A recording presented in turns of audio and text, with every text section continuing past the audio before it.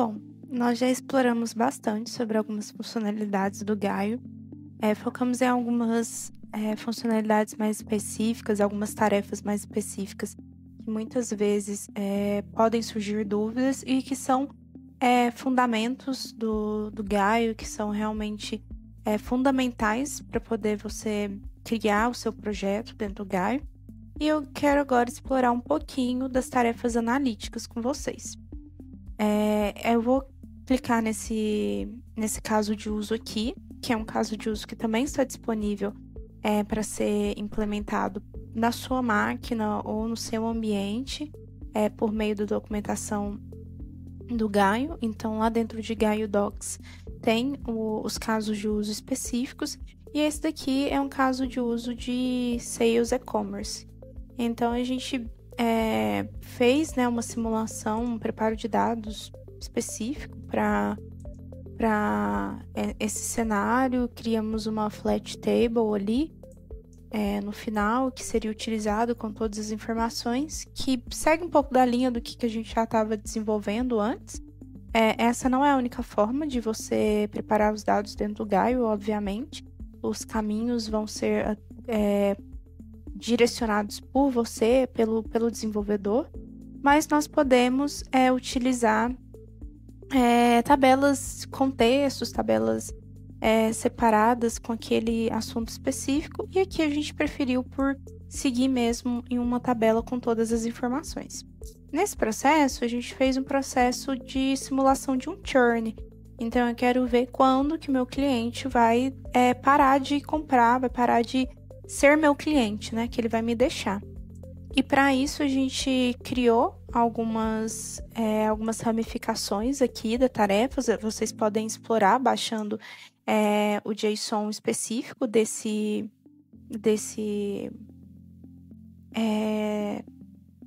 projeto. E a primeira coisa que nós fizemos foi fazer uma amostragem. Então, a primeira coisa que nós fizemos foi selecionar a tarefa amostragem, que é uma das tarefas da aba de Analytics. Então, deixa eu mostrar para vocês as tasks, de Analytics especificamente. Nós temos aqui o terceiro ícone. As tasks, nós já sabemos a GTL, e aí nós temos a Analytics. Então, esse sample aqui, essa amostragem, é a tarefa utilizada para poder selecionar uma pequena amostra. Então, eu selecionei o meu sample, e aí eu posso colocar em porcentagem ou por quantidade de linhas. Então, se eu quero pegar só 100 linhas, 1000 linhas da minha base, no meu caso, eu quis trabalhar com amostragem. Então, você pode colocar quanto daquela amostra você quer utilizar para o seu cenário de, às vezes, treinar um modelo de máquina, machine learning, ou você pode utilizar para poder fazer um scoring específico, ou uma visualização específica de amostragem, ou desvio padrão relacionado à amostragem. Essa amostragem aqui, ela vai aleatoriamente escolher esse percentual. E aí, no meu caso aqui, eu escolhi 50%, e aí no momento em que você roda, esse processo, ele já vai criar ali a sua coluna a sua tabela com aquela amostra de dados. Então, eu já tenho aqui uma amostragem, eu chamei essa base, eu nomeei ela aqui como Sample Churn Analysis.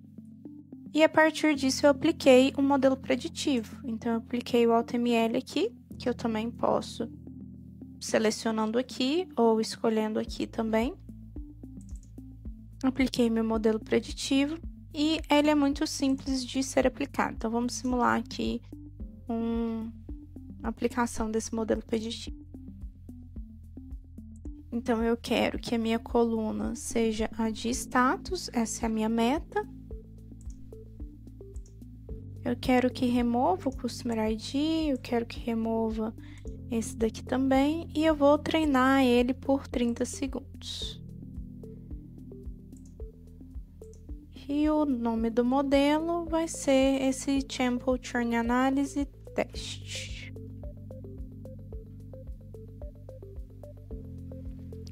Depois disso, é só eu salvar e treinar. Então, aqui ele está treinando o meu modelo. Então, durante 30 segundos, ele vai fazer esse treinamento. E assim que ele finalizar, eu posso ver o resultado desse modelo. Para depois eu aplicar por meio de outra tarefa ali do Analytics.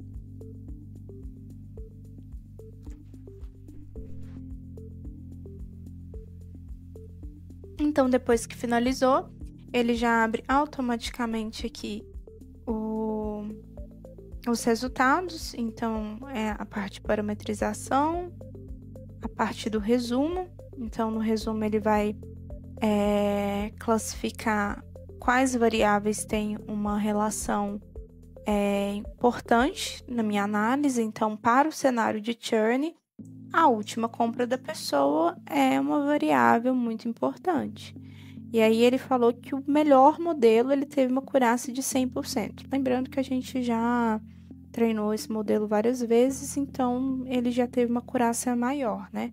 Ele pode ter uma variação, essa base de dados, ela já foi construída para esse cenário, então é claro que a minha acurácia, ela está sendo altíssima. Mas, em alguns outros casos, pode ser que ele mude, né, essa porcentagem, porque ele vai ele vai rodar vários modelos. Então, como vocês podem ver aqui nos modelos, ele vai testar vários desses modelos e ele vai selecionar um modelo que teve uma melhor acurácia, o modelo que mais se adequou. Além disso, eu posso ver os parâmetros e as métricas da validação cruzada, então eu consigo também analisar qual foi meu retorno. A matriz de confusão, então ele classificou tantos por cento como ativo, tantos por cento como inativo, qual foi a precisão.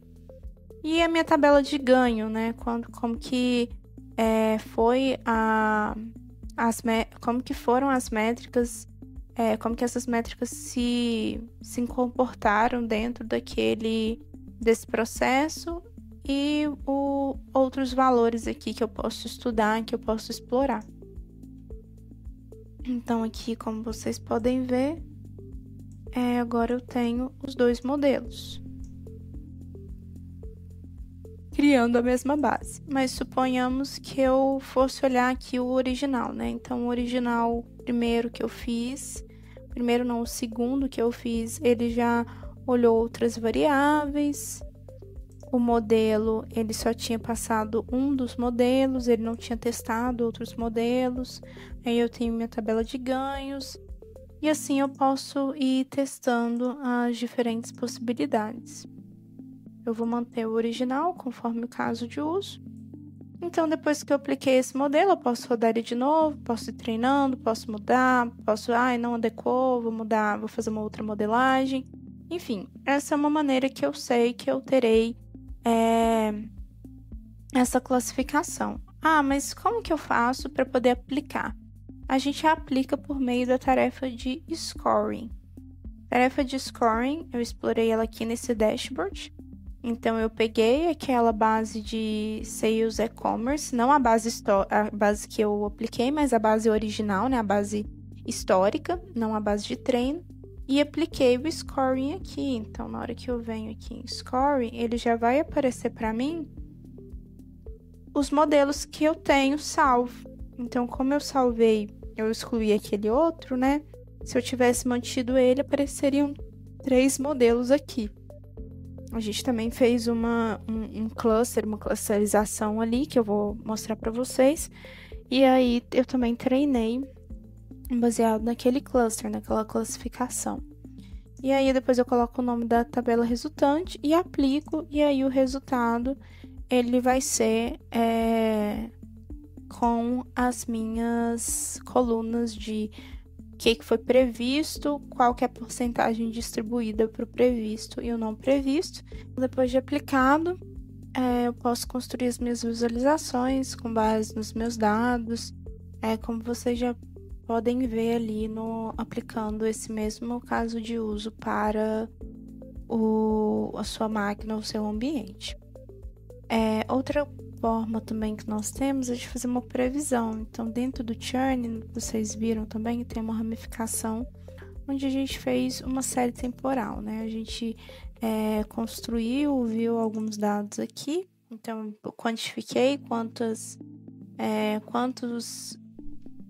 dos meus customers tinham uma data de última compra e qual que é a previsão, né, de eu ter, olhando no mês, essas últimas compras. E aí a gente utiliza Tarais, que também eu posso acessar igual às outras.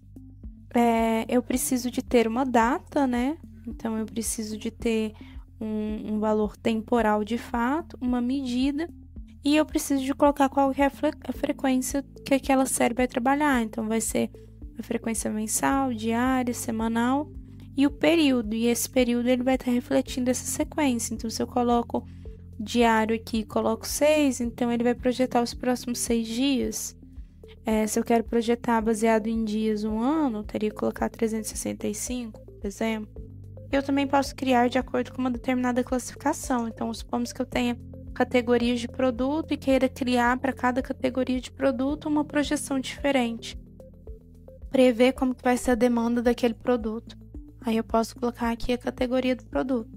Depois de aplicado isso, ele vai me gerar duas bases. Uma base de métricas, onde ele vai me dar o retorno de como que foi o resultado, né? Qual que foi o erro quadrático e as outras métricas específicas das séries temporais.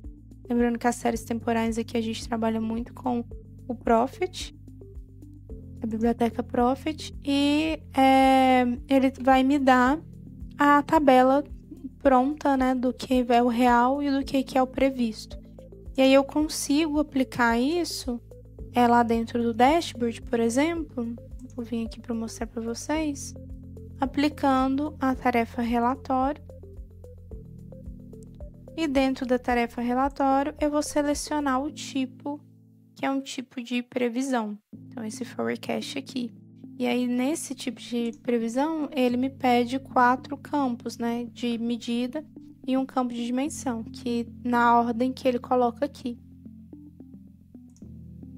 No meu caso, a previsão é que vai crescer a quantidade de clientes que vão deixar nos próximos 6 meses. Então, isso ajuda com que a empresa, com que os analistas de negócios, com que os gestores consigam entender qual decisão que eles vão tomar mediante esse possível cenário. Outra coisa importante que a gente tem, outra tarefa muito importante que a gente tem é a tarefa de cluster.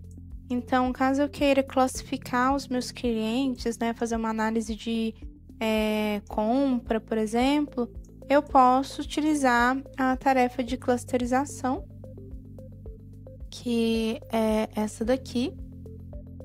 E aí ela vai classificar, ele utiliza o K-means, né?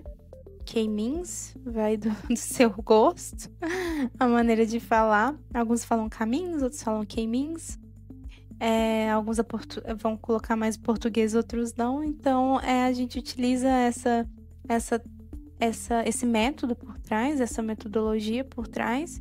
E ele pode gerar clusters automáticos, ou no máximo 5 clusters, 2 clusters. Você pode modificar ali, mas normalmente ele vai gerar no máximo 5 clusters.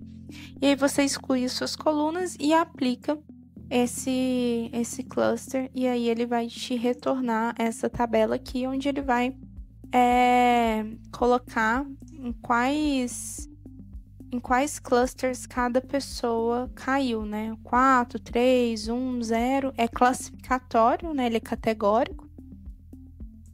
E aí, depois disso, você poderia, por exemplo, aplicar em Machine Learning e fazer as suas visualizações específicas, analisando a segmentação dos seus clusters, de cada cliente e assim por diante. Então, essas são algumas das tarefas de analíticas que nós temos, umas das principais, né, que nós utilizamos, e você consegue, então, integrar essas tarefas utilizar elas para poder criar suas visualizações, seus modelos preditivos, lembrando sempre do quão fundamental é você ter um bom preparo de dados. Então é isso, eu espero que vocês tenham aprendido muito com esses vídeos, consigam desenvolver os projetos. E nos próximos vídeos a gente vai estar explicando um pouco mais das tarefas dentro do Gaio, como usar, como aplicar. E qualquer dúvida é só entrar em contato com a gente. Até a próxima. Tchau, tchau.